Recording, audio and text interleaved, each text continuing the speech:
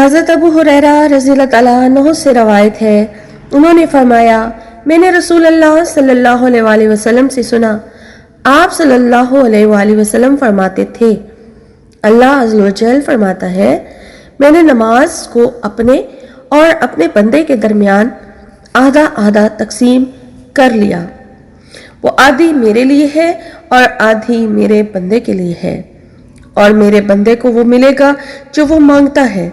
انہوں نے کہا، اس کے بعد صلی اللہ علیہ وآلہ وسلم نے فرمایا، پڑھو۔ بندہ کہتا ہے، الحمدللہ رب العالمین، سب تعریفیں جہانوں کے مالک اور پالنے والے کے لیے ہیں۔ تو اللہ تعالیٰ فرماتا ہے، میرے بندے نے میری تعریف کی اور میرے بندے کو وہ ملے گا جو وہ مانگتا ہے۔ بندہ کہتا ہے، الرحمن الرحیم، بہت مہربان، نہایت رحم کرنے والا۔ تو اللہ تعالیٰ فرماتا ہے، میرے بندے نے میری ثنا کی اور میرے بندے کو وہ ملے گا جو وہ مانگے۔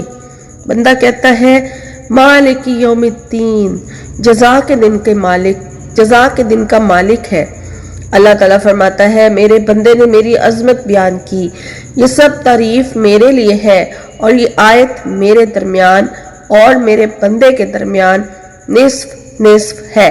یعنی جب بندہ کہتا ہے، ایاک نعبد و ایاک نستعین، ہم صرف تیری ہی عبادت کرتے ہیں اور صرف تجھ سے ہی مدد مانگتے ہیں، تو یہ میرے اور بندے کے درمیان نصف نصف ہے اور میرے بندے کو وہ ملے گا جو اس نے مانگا۔ اور سورہ کی باقی آخری آیات میرے بندے کے لیے ہے۔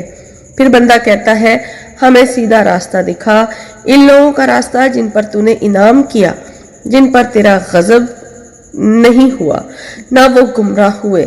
اللہ تعالیٰ فرماتا ہے، یہ میرے بندے کا حصہ ہے اور میرے بندے کو وہ ملے گا جو اس نے مانگا۔